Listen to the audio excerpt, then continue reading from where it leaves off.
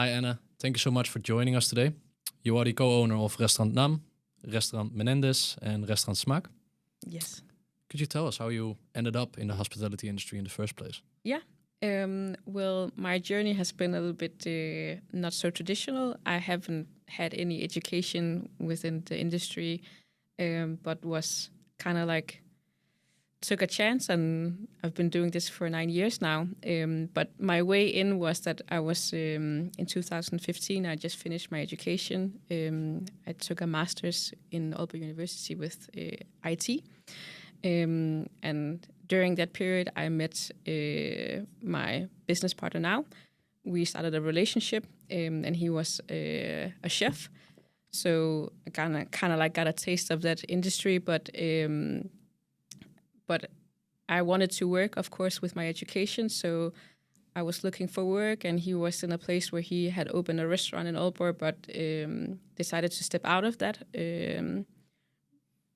work and relationship. And then he was like also looking a little bit towards Aarhus and found work there. So I was like, okay, maybe I should also go to Aarhus. And then I found work. And then I started working in a company that worked with tools, and then I had to maintain the website and all social media and stuff like that. And then a lot of my colleagues were a little bit older than me, so I had a little bit of a rough time, like finding my comfortness in Aarhus and having like a network there. There was no beers after work on Fridays because they wanted to go home, which is of course fine. So that made it a little bit difficult for me. And then he was in a place where he wanted to maybe open a restaurant again, maybe a little bit more true to his roots. So he was starting the process of looking at spaces in Aarhus. It's a little bit expensive, the places that we looked at. And then he looked at Aalborg again. And then it was also kind of like we went like very opposite schedules of each other. I was working 8 to 4 and he was working nighttime. So a lot of our free times were sleeping in the same bed. Yeah, exactly. So he was like, but he knew that I wasn't really adjusting to Aarhus, and he was like, but maybe you would like to join me on this adventure here. We can do that together. And I was like, I don't know, I wasn't saying anything and said yes, because it was like nothing I've touched base with before, like the service industry. I had like a job when I was 15, but you can't really compare that to opening a restaurant, and especially on that level that he wanted to open. But I think that my skill set was also completely different from what he had, and saw also that combination would be kind of a force.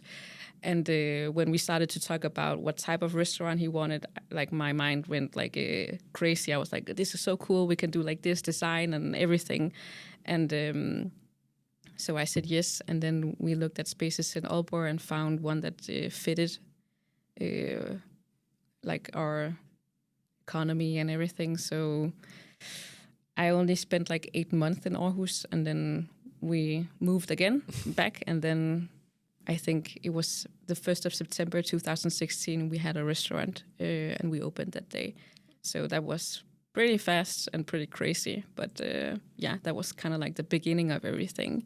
And the restaurant you're talking about is Restaurant Nam, right? It's Restaurant Nam, yeah. So you've been open for almost 10 years now. Yes, next year is 10-year anniversary, so that's pretty insane. But it's been like a roller coaster of learning, because, you know, when I started Restaurant Nam with him, it was like you were just thrown into leadership, and there was a difficult role, I think, to be put in when you hadn't had like much experience. And also for me, I was kind of like a newbie in the industry, so being not like totally confident in work and being like front of house, that was kind of like a little bit of a stressful beginning for me. But I learned so much from that experience and grew a lot. And of course, from experience, you have to learn and grow.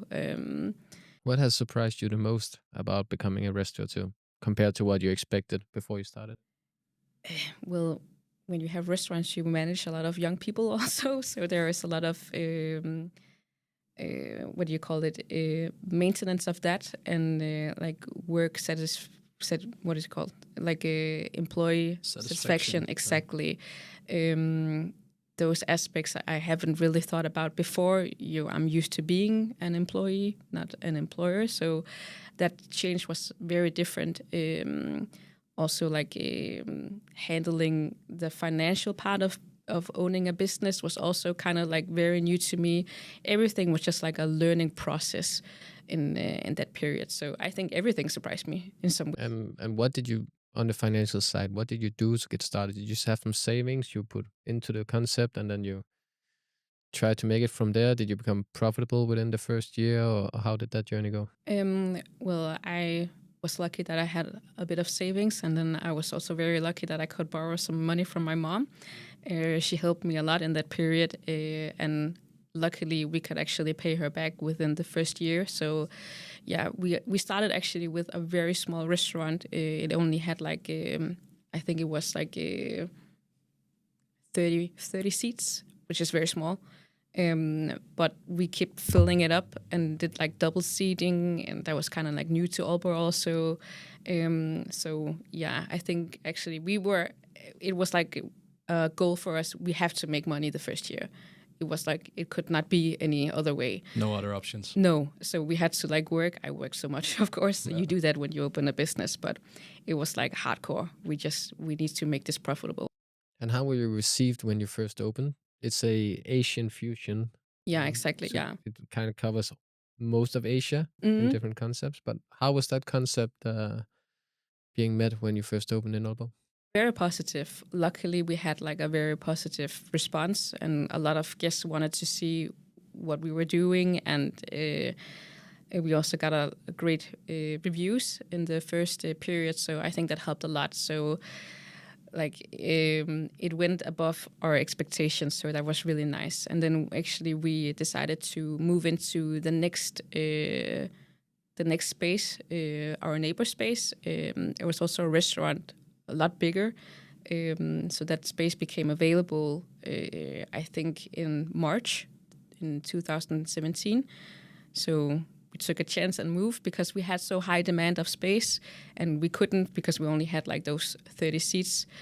So we're like, okay, this is going well. We need to fill our restaurant more, also profit. So we did it again, did a renovation again, and also did service in the small space. While doing the renovation. Yeah, it was crazy. And when you moved to the new location, did you experience the same success right away, or did you actually start getting the first challenges there? I think, we started to experience a little bit of challenge, but the hype was still good. I think we could still fill up the space in the weekends, of course. It's Aalborg, so we're more weekend-based, of course. But like service was a lot different because when you have a smaller space, it's a little different. It's bigger more space. intimate as well. Exactly, a bigger space, more staff. That was also a little bit of a challenge, so just adjusting to that was a little bit difficult, I think, in the beginning. But yeah, we've been in that space for 9 years now, so it works. Clearly, something is going good. And for someone who didn't necessarily have had the aspiration to go into the hospitality industry, you by chance ended up opening NAM. Now you have 3 different restaurants. Yeah. When did the ambition to open a new location come into your mind? Well, I think we were doing NAM for 3 years, and then of course you have like an ambition that you want to do more, maybe do an expanding. And then I was like, okay, I feel so comfortable in my role now that I also have like, how do you say, the confidence to open another space. And at that time, we also had like staff in the NAM restaurant that were like somewhat independent. So that was kind of like a very independent space all of a sudden. So also as business owner, you could have a little bit more time off and not do that much service. So I think it also made it possible for us to, okay, then maybe let's try and open a new space. Instead of enjoying the time off, you were like, yeah. Let's fill that up with a new location. We don't need now. that. Yeah. We'll get back to that later. Yeah, exactly. So I think we were hungry in some ways just to spice Aalborg a little bit more. So NAM was very focused on my partner Kim's roots. So we decided that that also works because it's a very personal restaurant. So, and me, I have different background, different roots. So, and that was not, there was nothing like that in Aalborg at that time. So I'm half from El Salvador and half from Bolivia. So like the Latin American kitchen was like, there was dinner at home. Yeah, it was. And then it just like makes sense. Let's do that. And I think we just saw a gap in the market in Aalborg. So we took a chance and then we opened that in 2019. Yeah. And what was the main differences from opening the second location to opening the first one? Because I can imagine when you opened NAM, you didn't really know what your role was going to be. And at this point, you suddenly figured out what are you good at? How are you managing a restaurant with success? Did you find it way easier the second time around? Yes and no, because all of a sudden you have two spaces. Of course, you have two places to be at, but you only have one place that you can be. So I felt like it was a little bit challenging managing two places and also more staff. But I felt more confident doing that because I knew like what it took to get started. Like what do the staff need? Like what do we need to make this successful? Over time you get more experience and you get a little bit more wiser on what works and what doesn't. But yeah, 2019, that's also a long time ago, and I've learned also very much from that since then. But yeah, I feel like we just wanted to take a risk also, and I think that has been like the theme of a lot of things that we have done, taking risk and just like starting an adventure and see where it goes. So yeah. Yeah, and then COVID came in the middle of all that, right? Yeah, we were open. Just after opening, basically, right? Was it? Exactly, yeah. We opened 2020, the winter where it started, like. Yeah, we haven't even been open for a year, and then also in 2019 we opened Smaek. So we had like two new businesses, and then COVID came, and that like kind of flipped everything upside down a lot. Yeah. How did you use the pandemic to gain something? Because I guess you didn't just sit down and counted the hours. I guess you reflected what you can do, how you can bounce back. Yeah. Did you use that time to make a plan? Yes, I think looking back at that whole period, I always tell people I've never worked so much during a period of this whole journey as I did when COVID hit, because I think that we are also we're independent in our businesses, so we don't have any like safety net to catch us. So just sitting at home was not an option. We were like, okay, we need to figure out what to do to survive this, because this is our life, and we also have the responsibility of our employees and making sure that we get through this best way possible. So we did a lot of creative thinking, a lot of takeaway, a lot of everything. We also actually started a new concept. We did like what do you call it? In Danish you call måltidskasser. So like food boxes. Food boxes, yeah. So we started, meal boxes. So we started that whole process, which is kind of like insane. Going around Nordjylland and delivering boxes and stuff like that. And then we also kind of looked into, okay, we need to also improve our leaders. So we have like head chefs and restaurant managers, and how do we make sure that we can maintain staff. So we did a whole process of that also during COVID. which was also crazy, but it really helped us a lot because when COVID ended and we got back, we had like so many different new tools to start work and how to make sure that our employees were satisfied and look into all of that whole HR perspective that we had a little bit focus on, but not so much. So that's also a big change, of course, where you start growing from one location to not 2 but 3, basically. Exactly. Right away. Yeah. Another part of that, how do you manage your time while overseeing all those locations by yourself or together with your partner, of course? But how do you go about that? I think delegation is a very important thing to do. I think it's important to like prioritize your time and your tasks, and of course making sure that the people that you have in leader roles also take a little bit of the responsibility of your shoulders, of course, and you do that with like preparing them for their role. And delegation is very important. And of course, when you're off, you need to be off. But it's very hard, when you're a business owner, not to check your email. Like if yeah, exactly. I could start work right now if I took my phone out, But yeah, it is really important to do other stuff than work and go to places to get inspired, eat out, I think a lot of work in your case too. Yeah, it is kind of work. It is, but it is kind of like a different type of work. It's kind of like a more relaxed setting. Yeah. Yeah, you're enjoying as well while you're doing it. Yeah, it's business and pleasure. Yeah. I do imagine that this wasn't always the case, that you were so aware of that from the beginning. No.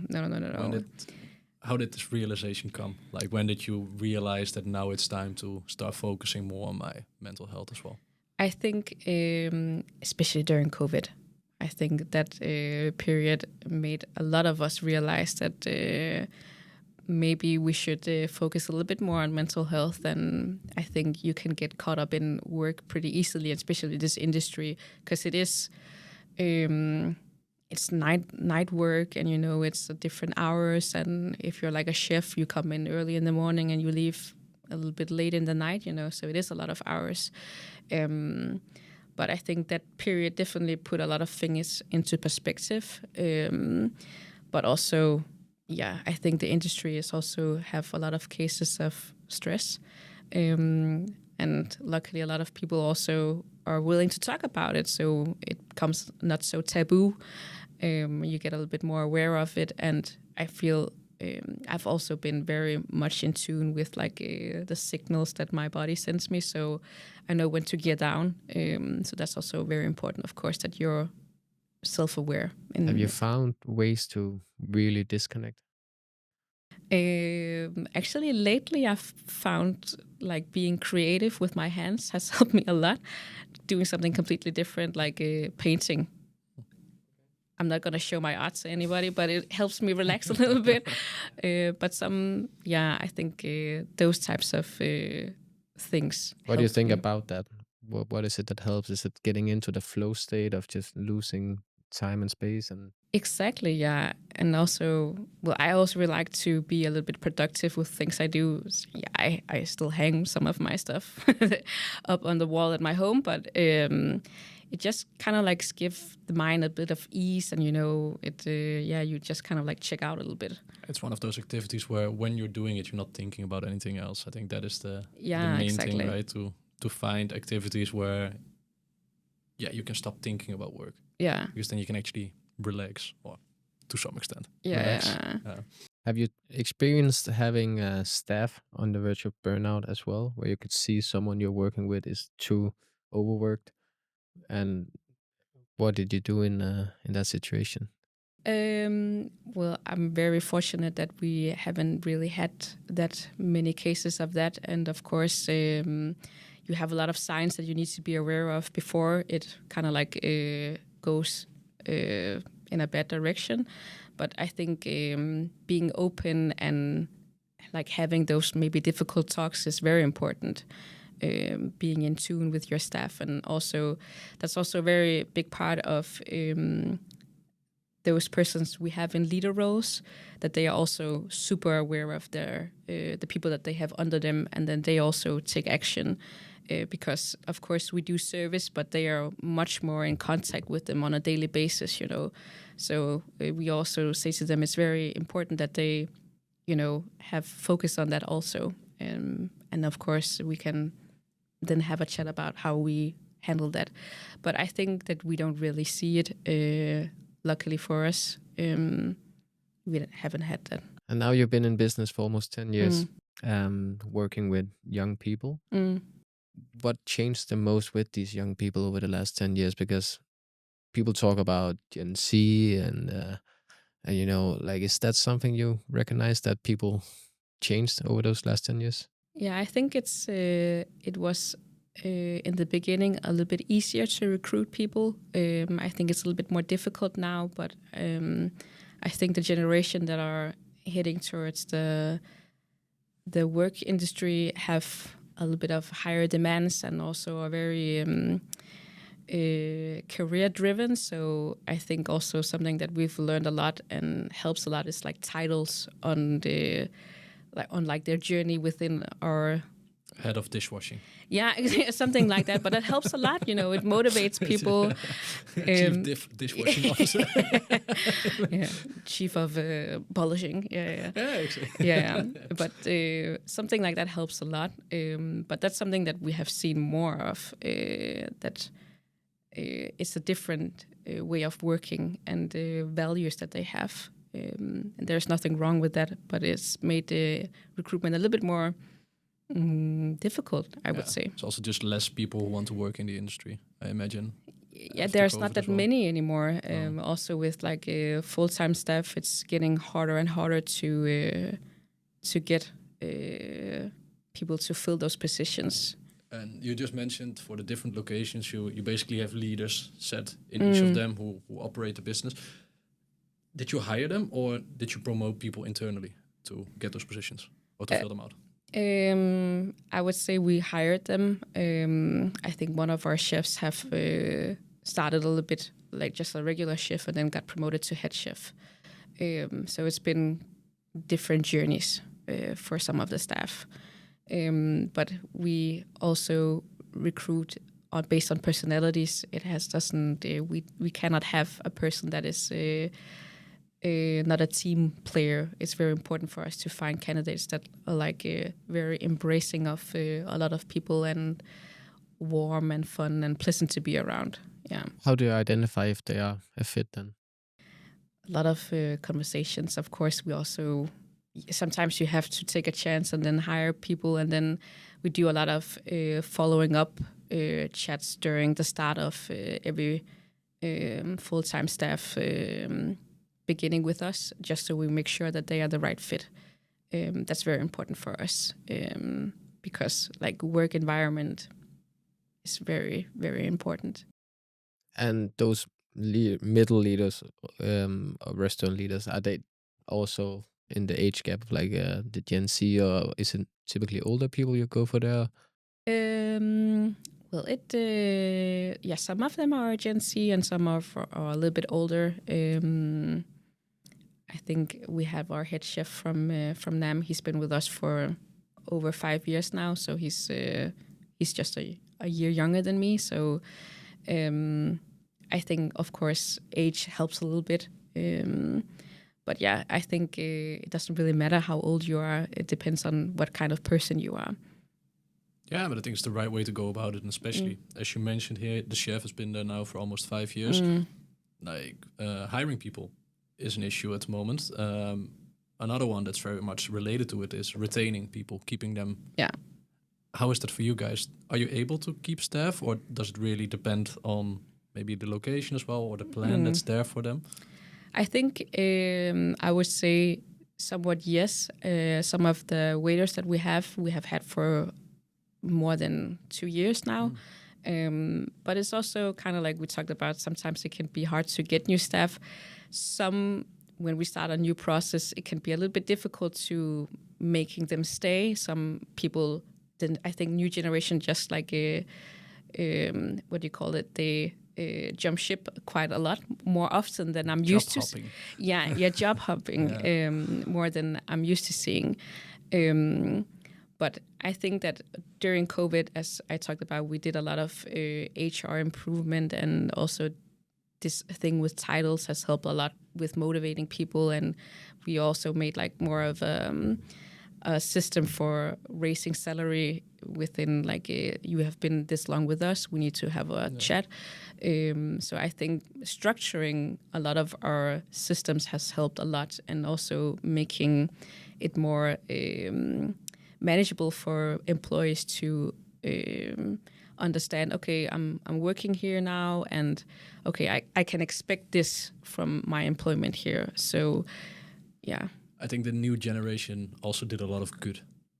If we're looking at it from an honest perspective, it provides a lot of difficulties because companies had to improve, but all of the things they are asking for, or most of them at least, they make a whole lot of sense. Yeah, it does. It's really about taking better care of them. Like, yeah, of course there need to be structured pay plans. Yes, there need to be ways to improve, or we have to think about how we manage the staff in general. Yeah. It's a very nice thing that happened, actually. Yeah. And it's also nice for us, I think. Exactly. Structure is always good, you know. Yeah, you get to become better at your job or at leading your people, which is a great thing in itself. Have you seen any differences between the different locations that you have in terms of building a team and getting a good culture? Maybe one or two of them are thriving, whereas the other one is falling behind? I think that, of course, we always strive that no matter what, we have a good work environment. But I think it's a little bit easier when you're present yourself and you have a little bit more control of work environment if you're a part of the work environment. So I can, of course, when we expanded, it's very difficult to be, all the places at once. So of course, sometimes you have to like take your time and say, okay, I'm gonna focus on this location for this period, and then I have to focus on another location in another period, because it is very important that you have like knowledge of how things are going and what is like the work environment. And so I think that we have learned that being a part of service is a good idea sometimes. And when you're doing service, what are you doing? Are you just being in front of house? I'm front of house, serving guests, doing plates, everything, cocktails, whatever. So just being one of the team. Yeah, basically. Hands-on. Yeah. And I feel like that's also nice. I really like to get to know my staff, and I also feel like they appreciate me being there and being visible. And also it's great support for also the leaders. You know, we can have a lot of discussions like on sit. I don't know what's this. On site. On site, like inside. Ad hoc. But I guess there's also a lot of low-hanging fruits you identify when you're doing service, right? Exactly. Like how can we optimize this? Yeah. And speaking of optimization, you mentioned that you've, first of all, with NAM, you have been moving around from location to location. I believe the restaurant Menéndez is about to get a new location as well. Yeah, we just moved.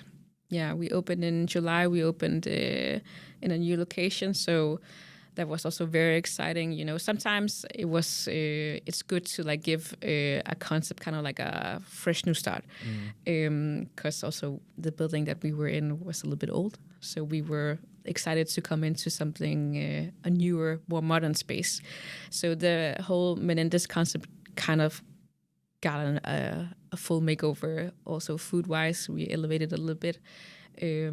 Cocktails got a little bit of a boost, and then it's been really exciting to do that process also. And during service, I've really enjoyed doing service in this new space. And also, as you said, there is a lot of things that you can optimize when you're there yourself.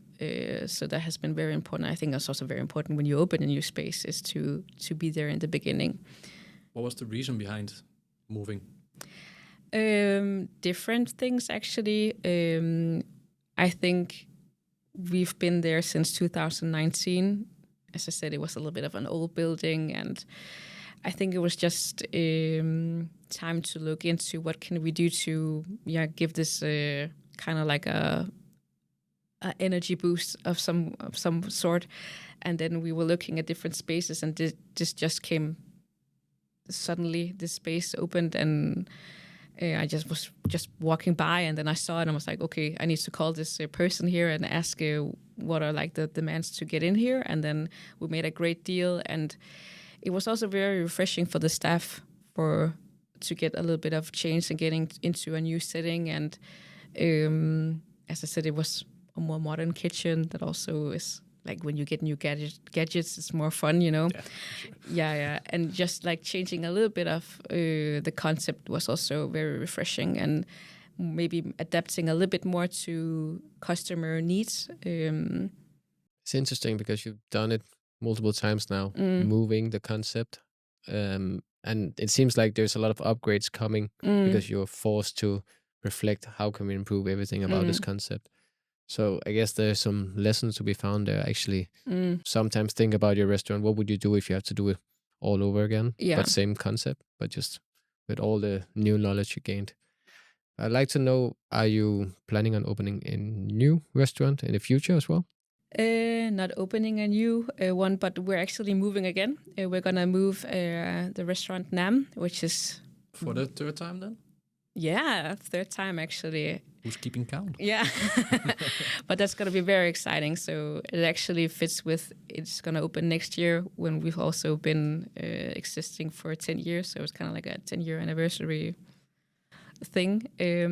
But yeah, we're going to move, and we're going to move to a completely different setting that we're used to. We were offered the opportunity to open a restaurant that was going to be built. From scratch? From scratch. And with like it's on the harbor, so it has like a nice view, and you don't have anything above it. It is just a restaurant building. So that was kind of like a risk, a unique risk for us to take. And of course, we had a lot of reflections about taking that decision, because there is nothing wrong with where we are right now, and you have a business that works. As I always say, Nam has been like the mothership of everything that we have done, because it is like a good business. So it has given us so many opportunities. So moving that was with caution, of course. But as I said, sometimes you just need change. And I feel like that will be the right thing to do, also to give our customers a better experience. You have a whole different space. It's going to give them like a completely different experience of food and interior and everything. So I'm looking really, really forward to that. And it's also been nice to be a part of a completely different process, a building process. We haven't done that before. We're just used to kind of like moving into a space and adjusting. So this time we can adjust the space to our needs. So much opportunity connected to it, because we just spoke about, okay, moving venues, you get to optimize a little bit. If you build it from scratch, you can completely rethink and make sure that everything is as smooth as it can be, especially when you've been doing it for 10 years. Like, you know a lot of the workflows, and you can literally build the restaurant around it. That's amazing.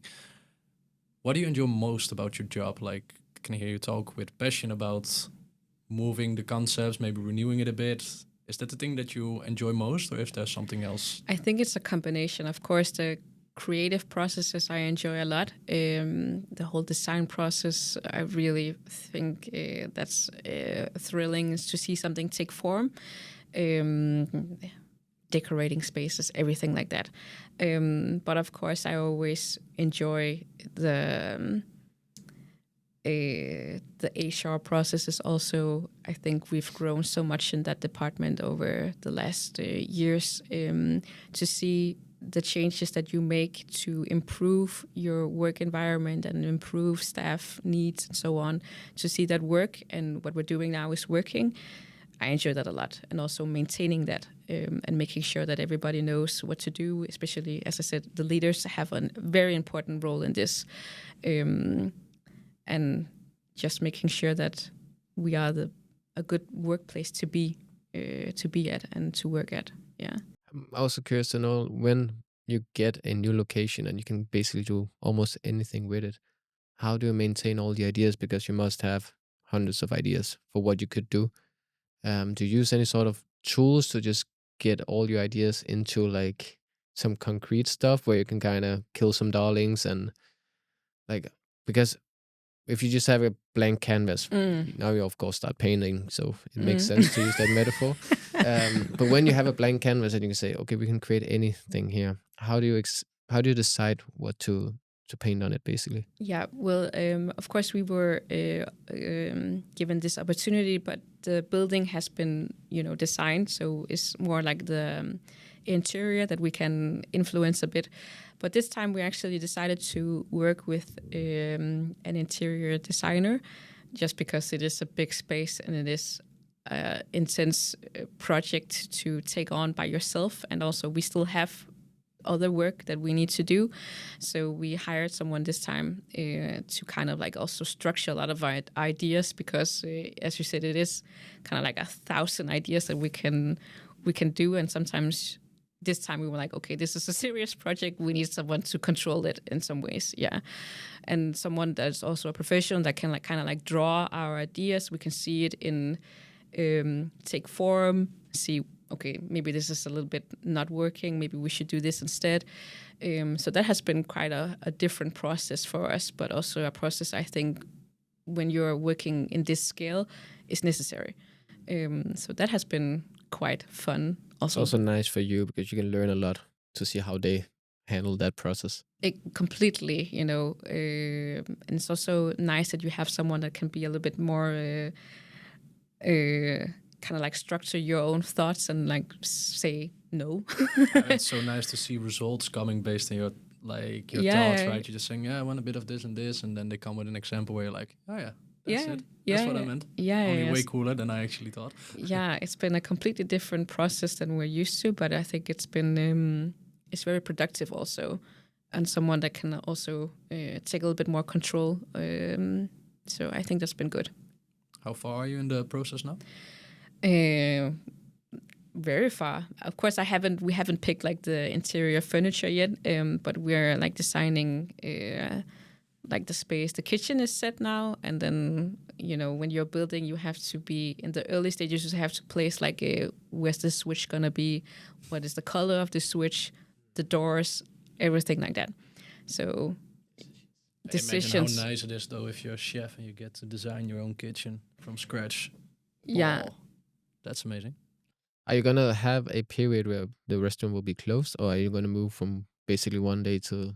I think this time we're gonna be closed for maybe some weeks. I think just to make sure that we can move everything in a good pace. And but I like the idea really of moving every now and then because you just kind of rebrand your concept a little bit.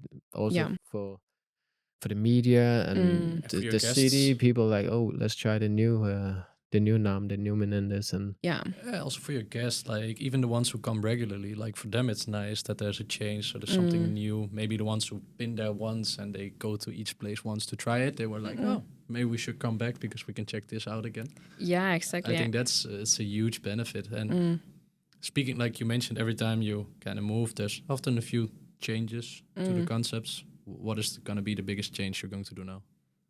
Have you thought that through? The location is just a huge but apart change. from location, do you change things as well? I think we're going to change a little bit about the menu structure. We did that with Menéndez, also having a little bit more focus on a la carte. We're used to doing a lot of the tasting menus, but I think we have to look into being more of a space where you can just come in, maybe not sit for 4 hours, but you can come in, enjoy a meal, not be there for that many hours, get a nice bottle of wine. That's also fine, A bit more casual. Yeah, a little bit more casual, that you can use us a little bit more for everything. You come in and get a drink if you want at the bar. We're going to have a bar with seatings and a lounge area. So that's going to be a little bit different than we're used to. So yeah, I think that's also somewhat important to kind of also listen to your customers' needs. I think that's also changed a little bit these years. So yeah, we're gonna adjust a little bit on the menu this time, but we still have the Nam DNA, which is kind of this fusion kitchen where we're playful. And I think removing that tasting menu, that's not an option. Of course, we're still gonna have them, but we're gonna just change it a little bit. Yeah. Yeah, so you just do both. Yeah, we're just gonna do both. Yeah. You mentioned you also the location is next to the water, right, in the harbor. You also add a lounge. Do you also shift your focus a little bit to to making the lounge accessible for just having drinks for people. Yeah, I think that's very important that we want to do that also. And it's kind of like a space where I think during the summer it will be very popular. You also have, we're close to, it's called a cable park. So you have like, the people doing like water activities right outside. The dads drop their kids off. And do you have a terrace as well? Yeah, we're going to have a big amazing. terrace. So yeah, it's going to be a completely different vibe. So for a good Danish supper. Yeah. Just watch it rain also. Yeah. As every year. Yeah. Especially in Aalborg, I guess, right? It's probably worse there.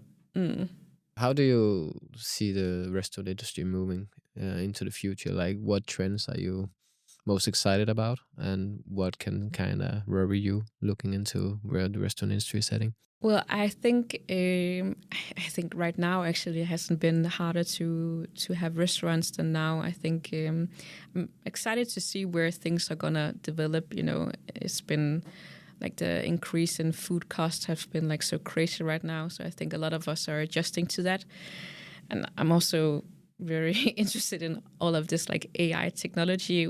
How is this gonna impact our industry? Because it's so. Like I just downloaded ChatGPT, you know, and I'm like, this is insane. How is this it's gonna impact the industry some ways, I think. So you haven't really used it yet so far? No, like I'm a little bit of a newbie in that, but ask us anything. What? We use it a lot. Yeah, we use it very much. It's like there's so many things where you can leverage it. Like be it like with the new venue next year. Like if you want to. Like you will draft, of course, your menu, but if you just write it in bullets, put it in there and ask it to draft it in a specific tone of voice, it will do it for you in a second. Yeah. I think one example of where it could make an impact in the future is that interior designer you hired. Yeah. In the future, you could now actually, you can just take a picture of the location and say, this is the lounge, we want some cocktail area, blah, blah, blah. Design it. Yeah. And then you get a picture and you say, more Latin American style. And you can also give your thoughts or put other pictures as examples in there. There's so many things that you can do with it. I did that with Menéndez because we were like looking at the ceiling and it was white. And I was like, this isn't working. So I took a picture and I was like, can you maybe make a suggestion of another color? And then did like here's like this number for this color and showed me pictures. I was like, this is insane. Yeah, but it will only get better and better. For creating marketing material. Did you buy that paint and colored it? Yeah. That's nice. It made sense. So AI it's a good inspiration. Yeah. You put on the door. Yeah. But I feel like, you know, it's also it's a little bit scary also, I think, because for me it's very important that you also still have the human aspect of like the hospitality industry. I don't think that like we can remove that, but I'm excited to see how it's gonna play in other aspects. The biggest what if is, would it be able to replace your waiters? I don't think so. Future? And if yes, would you want that? Again, you never know. You never know how good it gets. Yeah, I think for some concepts, maybe it will. Maybe fast food and I think it's we're gonna see a completely different change. But I think some of the restaurants, it's like not an option. Technically, in fast food, you already had to change, right? Where it just became the ordering kiosks. Exactly, that was, and I think with a lot of these things, if it gets good enough, it will happen because it might even get to a stage where you don't recognize the difference. I hope we don't, but it might be. Like, you never know. Well, you see the restaurants with the robots taking orders now. It's like exactly. Like it's developing so fast. Indeed, and you never know where it goes in that sense. And apart from AI, anything else where you're like seeing things moving in the industry? Well, you know, I think the world is also in change right now. I think it's crazy what's going on. Like you have like wars and everything. I'm not excited, but I'm a little bit worried about how things will impact everything, especially for our industry, which is a little bit fragile. We saw that with COVID, you know, so I think there's a lot of worries actually about the future, but hopefully everything goes well. But there's a lot to think about. All the negative stuff going on is that people feel like they don't have anything to celebrate, and then they tend to go out less. They but also if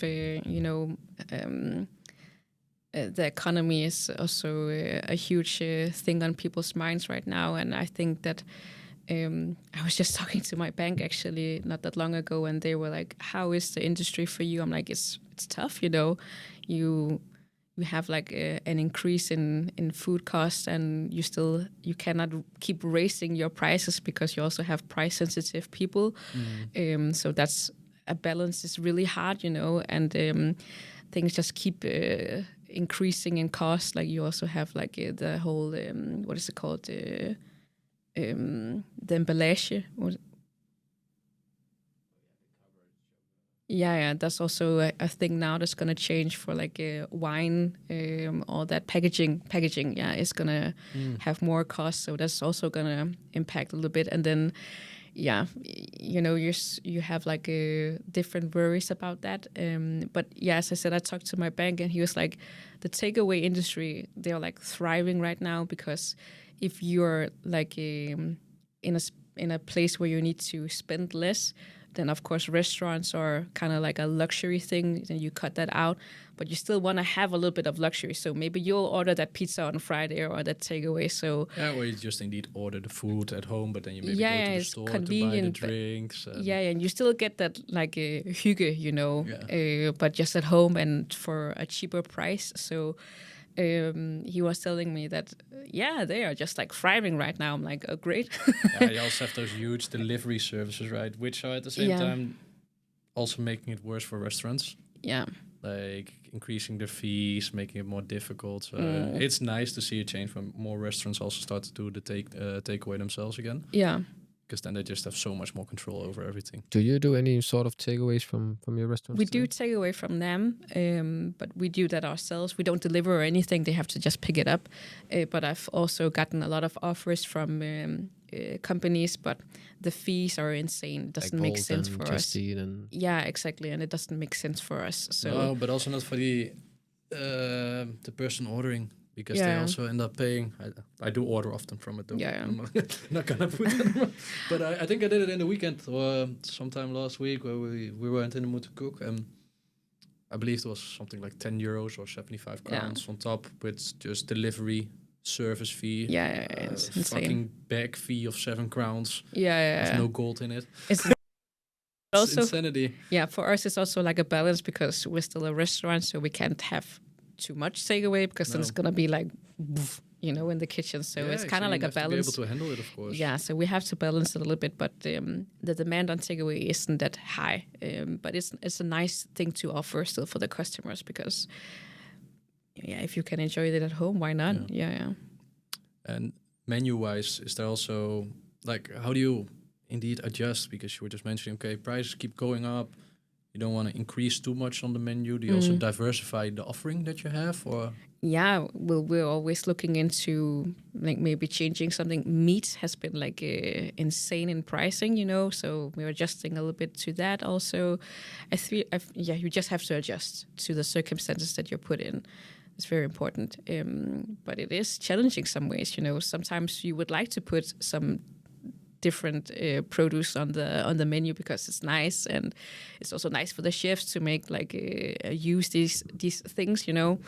Sometimes it just doesn't make sense anymore, so that's kind of like sad.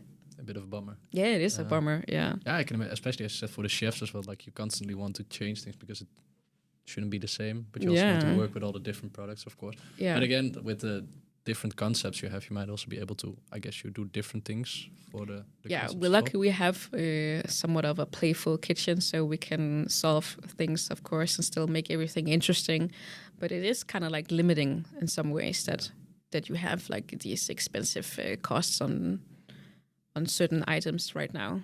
But as you say, I think the fact that you can be flexible is such a big advantage, because let's say you're a steakhouse, you're quite limited. Then it's just about upping the prices. Like there's little else you can do, right? Yeah, and then that's kind of like a whole new challenge in itself, for the customers. I don't think that in this time period that we're in, I don't think increasing the prices is gonna work. No. Anna, thank you so much for for joining us. Oh, today. we're done. Yeah. Like, it was like otherwise we ran out of time. But it was a nice little cliffhanger to end it on. Yeah. But Definitely. yeah, as I said, thank you so much. It's really nice that you came by. Yeah. And, thank you for having me on the show.